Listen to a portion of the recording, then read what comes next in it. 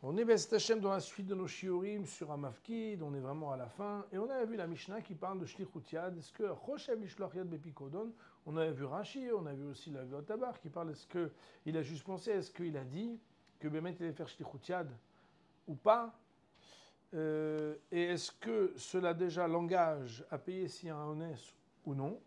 Et deuxième partie, on avait vu si quelqu'un il avait penché ou levé la cruche, la différence entre pencher pour prendre un révit ou bien lever la cruche et prendre un révit pour savoir si ça rend chayav ou non. On va juste relire la Mishnah. Choshev, lishloach yad bepikodon, bet Shammai omrim chayav, ou bet Hillel omrim eno chayav.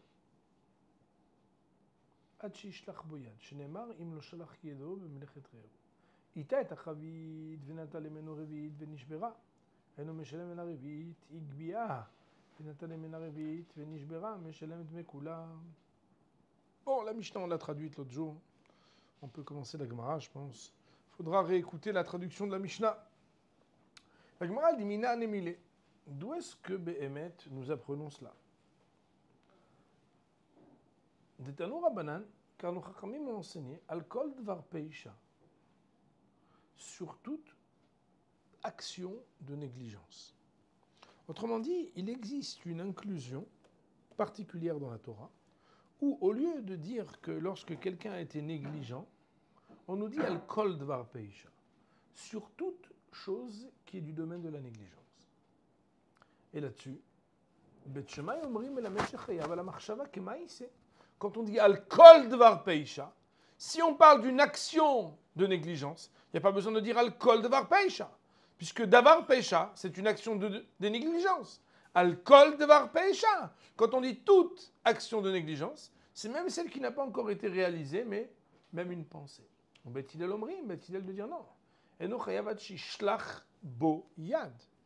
S'appelle une négligence que lorsqu'il a pris l'objet pour en faire quelque chose. שנאמר אם לא שלח ידו במלאכת רעהו. אמרו להם בית שמאי לבית הלל. Voilà que Bet Shammai, pour défendre l'opinion selon laquelle, même avec la pensée, il est chayav, alors que Bet Hillel disent que non, il faut avoir fait une action.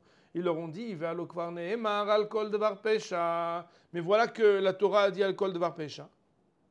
Et puisqu'on dit al kol devar pesha, c'est pour te dire que c'est pas seulement im lo shalach bayad b'mlechet reu, puisqu'après il y a une inclusion de dire al kol devar pour ajouter aussi la marshava. Amrou lahem Bet Hillel et Bet Shammai. Voilà que Bet Hillel ont répondu à Bet Shammai, ils ont dit il va lokvar ne'emar im lo shalach yado b'mlechet reu. C'est vrai, vous vous dites que al kol devar pesha, ça inclut tout.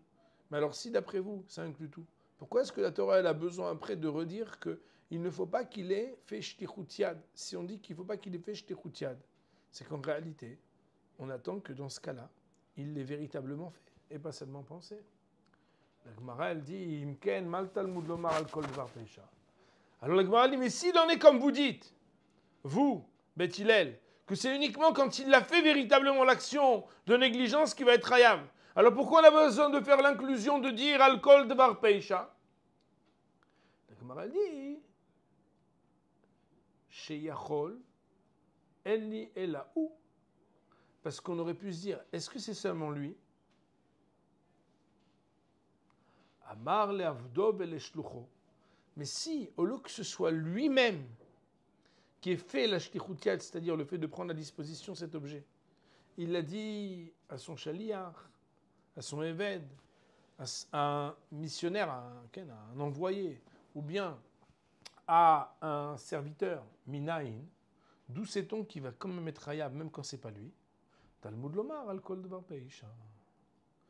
On l'apprend de ce qui est marqué al kol dvar peisha. Autrement dit, dire al kol dvar peisha vient nous apprendre d'inclure un cas qu'on n'aurait pas inclus. Mais pas inclure la marshava kemaïsé, mais inclure que si c'est quelqu'un qui a été mandaté pour le faire pour lui, alors que c'est pas lui qui l'a fait, aussi dans ce cas-là, il restera chayav, alors qu'on aurait pu imaginer que non.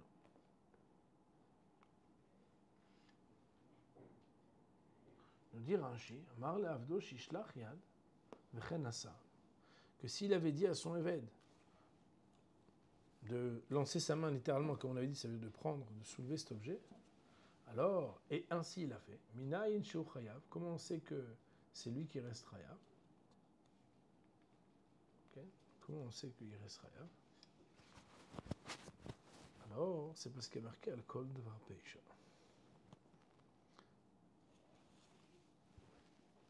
On dit l'Agma à présent sur une autre partie de la Mishnah. Ita et Achavit. Je vous rappelle que dans les mots de la Mishnah, il y a marqué Ita et Achavit Yantel Emena Revit. S'il a penché la cruche et il a pris un Revit. Ça veut dire qu'en fait, la cruche est restée au sol, sauf qu'il a un peu penché, il a pris là-bas un Revit. Et Nishbera. Et non, mais Shalem et la Revit. Il paiera que le Revit. Par contre, s'il avait soulevé, il paiera le honnête de toute la cruche, s'il y a un cas de force majeure qui a touché la cruche.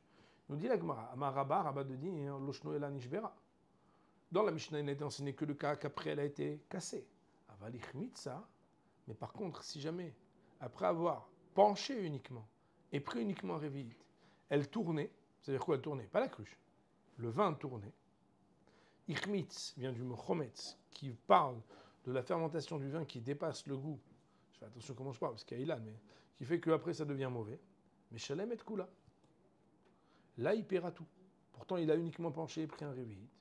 Maïtarma, Gire d'idée ou de Hanoula, parce que c'est ces flèches qui ont eu un effet. C'est-à-dire quoi ces flèches? Il n'a pas tiré de flèches. C'est qu'en réalité, c'est son action qui a fait que ça ait tourné. Parce qu'on sait bien que prendre une cruche et agir sur une cruche et se servir d'une cruche et ouvrir une cruche, okay, je sais pas ce que ça veut dire exactement, hein, il peut faire un petit show là, mais ça peut engendrer Béhémet, qu'on puisse te dire, bah, c'est parce que tu l'as ouverte que tout est fichu maintenant. Okay. Ahanu, normalement ça veut dire mo'ilot, mo'ilim, mais ici ça veut dire c'est eux qui ont eu un effet. Rashi nous dit Gire didei ahanula. Ce sont ces flèches Chitzim shelo garmula leachmitz.